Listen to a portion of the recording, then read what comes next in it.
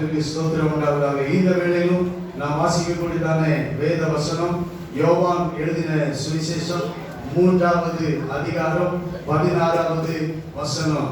யோவான் எழுதின சுவிசேஷம் 3வது அதிகாரம் 16வது வசனம். தேவன் நம்முடைய ஒரே பேரான குமாரனை விசுவாசிக்கிறவன் எவனோ அவன் கெட்டு போகாமல் நித்திய ஜீவனை அடையும்படிக்கு அவரை தந்தருளி இவ்வளவாய் உலகத்தில் அன்பு கூர்ந்தார். அவரை தந்தருளி இவ்வளவாய் உலகத்தில் அன்பு கூர்ந்தார். அவரை தந்தருளி இவ்வளவாய் உலகத்தில் அன்பு கூர்ந்தார். இந்த கிறிஸ்துமஸ் நாள் என்பது தேவனுடைய அன்பு வெளிப்பட்ட நாள். அல்லேலூயா. தேவன் தமது அன்பை நமக்காக வெளிப்படுத்தினார். கர்த்தருக்கு ஸ்தோத்திரம். தேவன் அன்பாகவே இருக்கிறார் என்று வேதம் சொல்லுகிறது. 1 யோவானின் புத்தகம் 3வது அதிகாரம் 1வது வசனத்துல நாம் வாசிக்கிறோம். ஸ்தோத்திரம். 1 யோவான் 3வது அதிகாரம் 1வது வசனம். நாம் தேவனுடைய பிள்ளைகள் என்று அழைக்கப்படுகிறதுனாலே பிதாவானவர் நமக்கு பாராட்டின அன்பு எவ்வளவு பெரிதென்று பாருங்கள். கர்த்தருக்கு ஸ்தோத்திரம். தேவனுடைய அன்பு எவ்வளவு பெரிதென்று பாருங்கள். தேவன் இவ்வளவாய் நம்மிடத்தில் அன்பு கூர்ந்தார். இவ்வளவாய். ஸ்தோத்திரம் உண்டாவதாக. சொல்ல முடியாத, சொல்லி முடியாத, வர்ணிக்க முடியாத, அறிவுக்கு எட்டாத, வார்த்தைகளுக்கு அடங்காத, எண்ணங்களுக்கு அடங்காத, ஸ்தோத்திரம் உண்டாவதாக தேவனுடைய அன்பை நமக்காக அவர் தந்தார். அல்லேலூயா. கர்த்தருக்கு ஸ்தோத்திரம் உண்டாவதாக. 1 யோவான் 4வது அதிகாரம் 8வது வசனத்துல நாம் வாசிக்கிறோம். 1 யோவான் 4வது அதிகாரம் 8வது வசனத்துல அன்பில்லாதவன் தேவனை அறியான். தேவன் அன்பாகவே இருக்கிறார். தேவன் அன்பாகவே இருக்கிறார். தம்முடைய ஒரே பேரான குமாரனாலே நாம் பிழைக்கும்படிக்கு தேவன் அவரை இவ்வுலகத்தில் அனுப்பினதினால் தேவன் நம்மை வைத்த அன்பு வெளிப்பட்டது. ஹல்லேலூயா. ஆண்டவர் நம்மை வைத்த அன்பு இந்த நாளிலே வெளிப்பட்டது. இதை போல ஒரு நாளிலே ஆண்டவர் இயேசு கிறிஸ்து இந்த உலகத்துக்கு வந்தார். அவராலே நாம் பிழைக்கும்படிக்கு ஆண்டவர் இயேசு கிறிஸ்து இந்த உலகத்துக்கு வந்தார். அவருடைய அன்பு வெளிப்பட்ட அன்பு. ஹல்லேலூயா.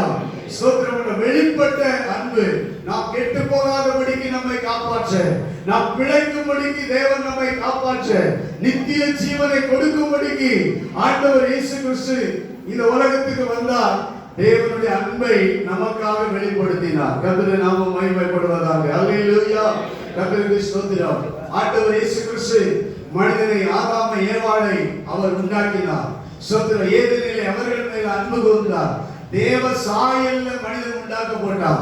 தேவனுடைய அன்பு அவ்வளவு முழுமையான அன்பு ஆதாம் ஏவாளுக்கு கிடைத்தது. கர்த்தருக்கு ஸ்தோத்திரம் உண்டாவதாக. அல்லேலூயா. ஸ்தோத்திரம். முழுமையான அன்பை ஆண்டவர் ஆதாம் ஏவாள் மேல வைத்தார். ஸ்தோத்திரம். ஏனா அவரை போலவே மனிதனை உண்டாக்கினார். கர்த்தருக்கு ஸ்தோத்திரம். அல்லேலூயா. அவருக்குள்ள இருந்த அறிவு, அவருக்குள்ள இருந்த எல்லா ஞானம், அவருக்குள்ள இருந்த எல்லாமே மனிதனுக்குள்ள இருந்தது. அல்லேலூயா. ஸ்தோத்திரம் உண்டாவதாக. மனிதன் பாவம் செய்தான். பாவம் செய்த பின்னும் ஆண்டவர் மனிதனை நேசித்தார். அந்த அன்பில் எந்த மாற்றமும் இல்லை. கைகளை உயர்த்தாம என்று சொல்லுவோம். அவருடைய அன்பில் எந்த மாற்றமும் இல்லை. அவனுக்கு தோல் உடையை உண்டாக்கி கொடுத்தார். கர்த்தருக்கு ஸ்தோத்திரம் உண்டாவதாக. அவனோடு கூட ஒரு வாக்குத்தத்தத்தை பண்ணினார். ஸ்தோத்திரம் உண்டாவதாக. உனக்கும் ஸ்திரீக்கும், உன் வித்துக்கும் அவள் வித்துக்கும் பகை உண்டாக்குவேன். ஸ்தோத்திரம் உண்டாவதாக. உனக்காக நான் இந்த உலகத்துக்கு ஸ்தோத்திரம் ஒரு வித்தாக, தேவனுடைய வித்தாக நான் இந்த உலகத்துக்கு வருவேன். ஸ்தோத்திரம். மனிதனை நேசிக்கிறபடியினாலே இந்த மனிதன் பாவம் செய்தாலும் அவருடைய பாவத்தை நீக்குவதற்கு ஒரு வித்தாக, ஸ்திரீயின் வித்தாக இந்த உலகத்துக்கு வெளிப்படுவேன் என்று அவருடைய அன்பை ஸ்தோத்திரம் ஆதாம் ஏவாளுக்கு வெளிப்படுத்தினார். கைகளை உயர்த்தி ஆமென் சொல்லுவோமாக. அல்லேலூயா. கர்த்தருக்கு ஸ்தோத்திரம் உண்டாவதாக. மனிதனை அவர் 100க்கு 100 நேசித்தார். அவர் அன்பாகவே இருந்தார். மனிதனை உண்டாக்கும் போது எப்படி அன்பாக இருந்தாரோ அதை போல பாவம் செய்த பின்னும் மனிதன் மேல தேவன் அன்பாகவே இருந்தார். அல்லேலூயா. ஸ்தோத்திரம். அதனாலதான் ஸ்தோத்திரம் இயேசு கிறிஸ்து இந்த உலகத்துக்கு ஸ்திரீயின் வித்தாக, பாவம் இல்லாதவராக, பரிசுத்த தேவ குமாரனாக வானத்தை விட்டு, பரலோக சிங்காசனத்தை விட்டு அந்த அன்பான தேவன் அன்பான அன்பான இயேசு கிறிஸ்து இந்த உலகத்துக்கு அவர் வந்தார். அல்லேலூயா. அவருடைய அன்பு வெளிப்பட்டது. அவருடைய அன்பை நாம் இன்னைக்கு அனுபவித்துக் கொண்டிருக்கிறோம். இந்த 2024 வருஷங்களாக தேவ அன்பு வெளிப்பட்டது. அல்லேலூயா. அந்த அன்புதான் இன்னைக்கு உங்களை என்னை இழுத்துக் கொண்டிருக்கிறது. அந்த தேவனுடைய அன்புதான் உங்களை என்னை சந்தித்திருக்கிறது. அந்த அன்புக்கு அளவே இல்லை. அவருடைய அன்பின் அகலம், ஆழம், நீளம், உயரம் இன்னதென்று உணர்ந்து கொள்ள முடியாத அவ்வளவு ஆழமுள்ள அன்பு, அறிவுக்கு எட்டாத அந்த அன்பு, தேவ அன்பு. அல்லேலூயா. கர்த்தருக்கு ஸ்தோத்திரம் உண்டாவதாக. எனவே தேவனுடைய அன்பு வெளிப்பட்டது. கர்த்தருக்கு ஸ்தோத்திரம். கிறிஸ்துமஸ் என்றால் தேவனுடைய அன்பு வெளிப்பட்டது. இன்றைக்கு உங்களை என்னை மாத்திரமல்ல, உலகத்தையே இயேசு கிறிஸ்து நேசிக்கிறார். கைகளை உயர்த்தி அல்லேலூயா சொல்லுவோமாக. அல்லேலூயா. என்னை அன்பாய் இருக்கிறார். உங்கள் அனைவர் மேல் அன்பாய் இருக்கிறார். இந்த பட்டணத்திலும் இந்த இந்திய தேசத்திலும் முழு உலகத்திலும் இருக்கிற ஒவ்வொரு மனிதன் மேலும் அவர் அன்பாகவே இருக்கிறார். அல்லேலூயா. தேவன் அன்பாகவே இருக்கிறார். அவருடைய அன்பை இயேசு கிறிஸ்து இந்த உலகத்துக்கு வந்ததின் மூலம், சோத்திரம், மனிதனாக வந்ததின் மூலம் சோத்திரம் உண்டாவதாக அவர் அந்த அன்பை நமக்கு வெளிப்படுத்தி இருக்கிறார். அல்லேலூயா. கர்த்தருக்கு ஸ்தோத்திரம். இரண்டாவதாக இயேசு கிறிஸ்து இரண்டாவதாக எதற்காக அவர் வெளிப்பட்டார் என்றால் 1 யோவான் 3வது அதிகாரம் 5வது வசனத்தில் நாம் வாசிக்கிறோம். 1 யோவான் 3:5 அவர் நம்முடைய பாவங்களை சுமந்து தீர்க்க வெளிப்பட்டார் என்று அறிவீர்கள். அவரிடத்தில் பாவம் இல்லை. இயேசு கிறிஸ்து நமக்காக ஸ்தோத்திரம் உண்டாவதாக ஏன் வெளிப்பட்டார்? நம்முடைய பாவங்களை சுமந்து தீர்க்க வெளிப்பட்டார். கர்த்தருக்கு ஸ்தோத்திரம். நம்ம மேல அன்பு வைக்க வெளிப்பட்டார். அவருடைய அன்பை காண்பிக்க வெளிப்பட்டார். ஸ்தோத்திரம். இரண்டாவதாக நம்முடைய பாவங்களை சுமந்து தீர்க்க இயேசு கிறிஸ்து வெளிப்பட்டார். ஆதாம் பாவம் செய்தார். பாவத்தினாலே ஸ்தோத்திரம் உண்டாவதாக இந்த உலகத்துல சாபம் வந்தது. பாவத்தின் அடிமைத்தனத்தினாலே மனிதன் கெட்டு போனான். பாவத்தை மனிதன் சுமந்து கொண்டே வாழ்ந்தான். பாவம் ஆதாமில் இருந்து காலகாலமாக மனிதனை பின்தொடர்ந்து வந்தது. ஆனால் இயேசு கிறிஸ்து நம்முடைய பாவங்களை சுமந்து தீர்ப்பதற்கு வெளிப்பட்டார்.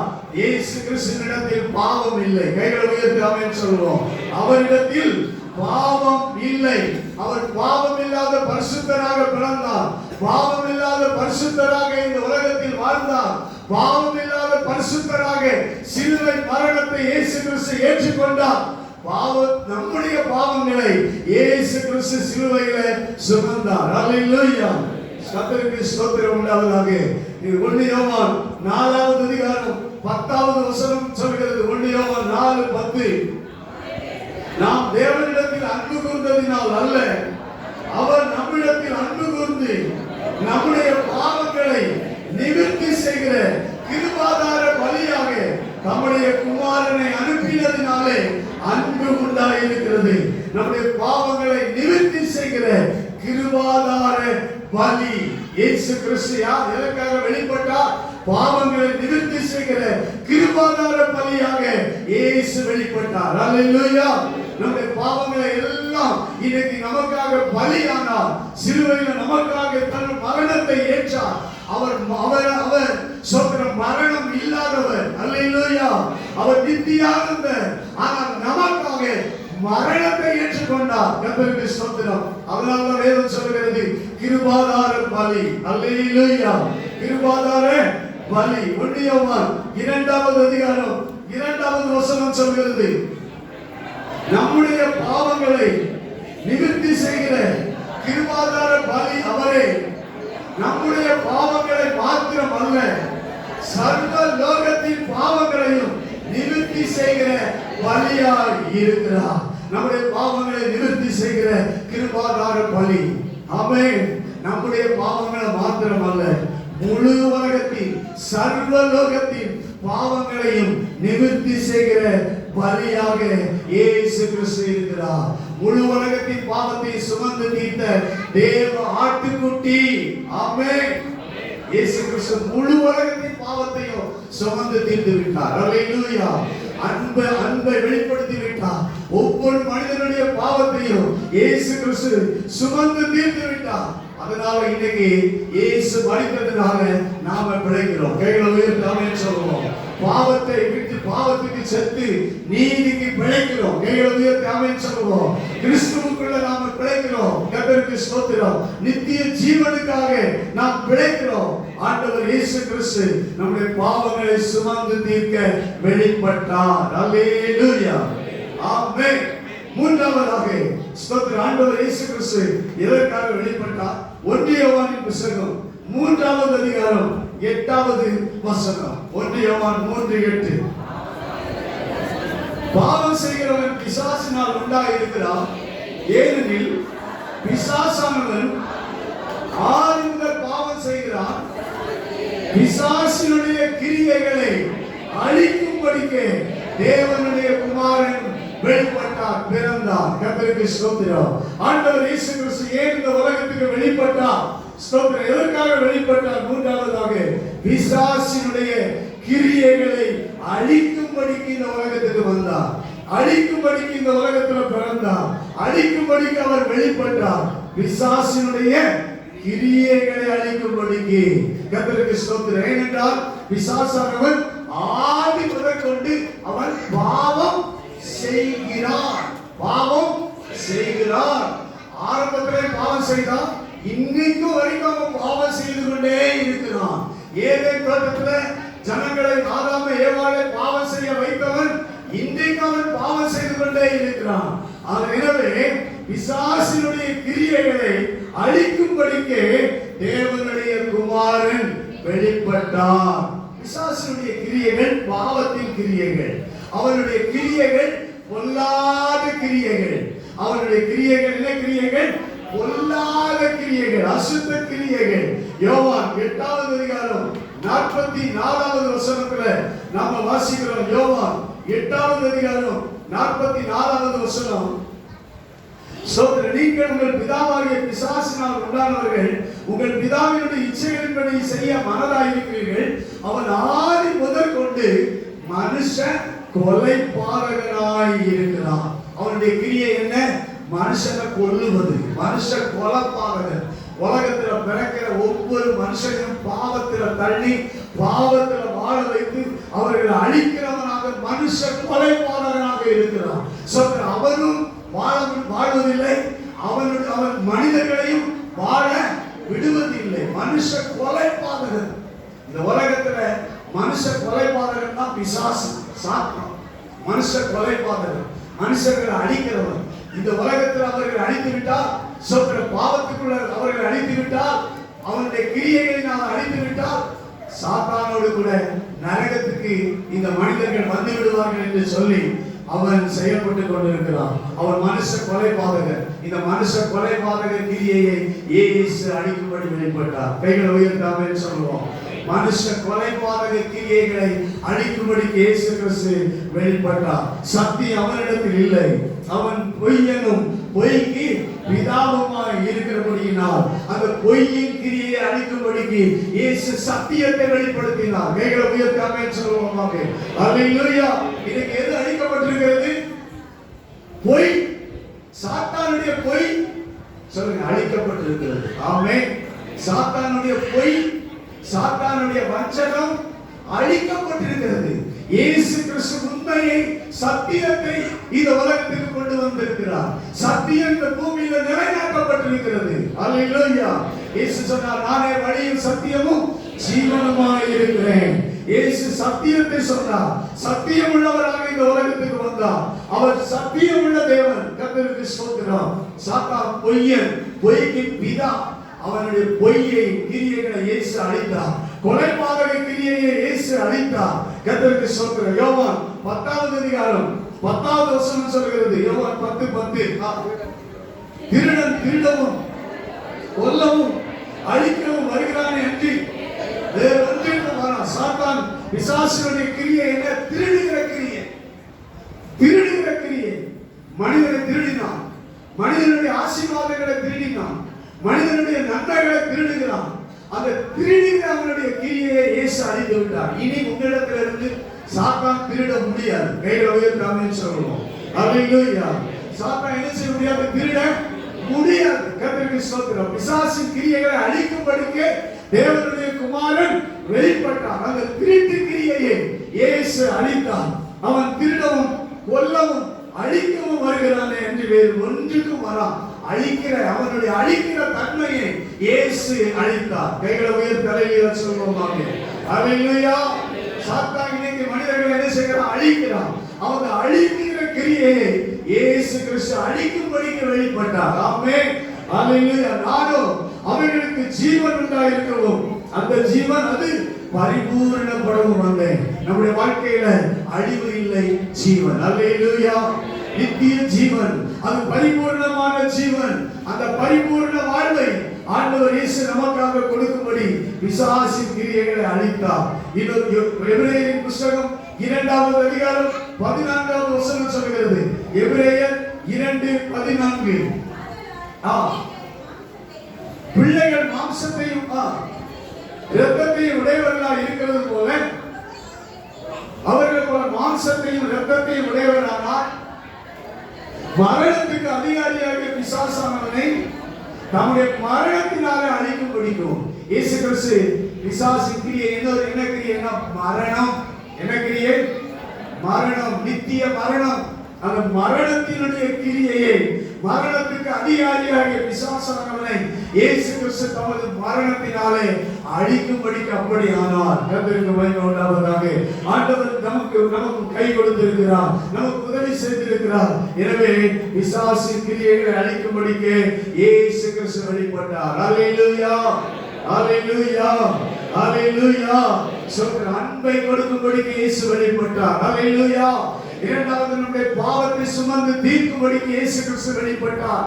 மூன்றாவது பிசாசின் கிரியைகளை அழிக்கும்படிக்கு தேவனுடைய குமாரன் வெளிப்பட்டார். இன்னும் அநேக காரணங்கள் உண்டு.